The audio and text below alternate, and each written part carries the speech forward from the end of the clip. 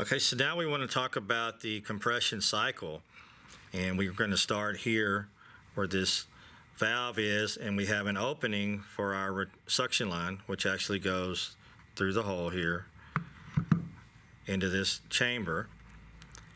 As I cycle this, you can see that it's compressing this gas along.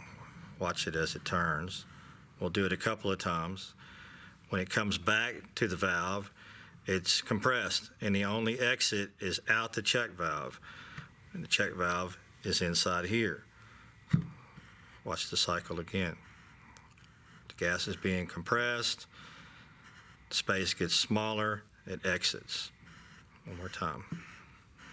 So that's the rotary compressor process. Now what we need to talk about is the oil travel. You can see here these little spiral fins that sit in the oil chamber when it's mounted, brings the oil up through the shaft out to this point right up in here.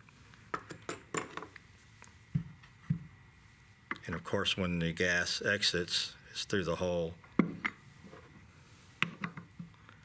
This is the top.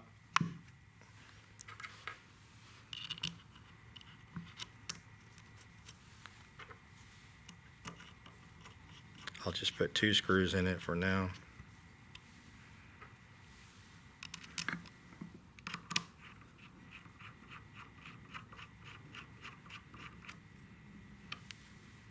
Okay, so that's our mechanism.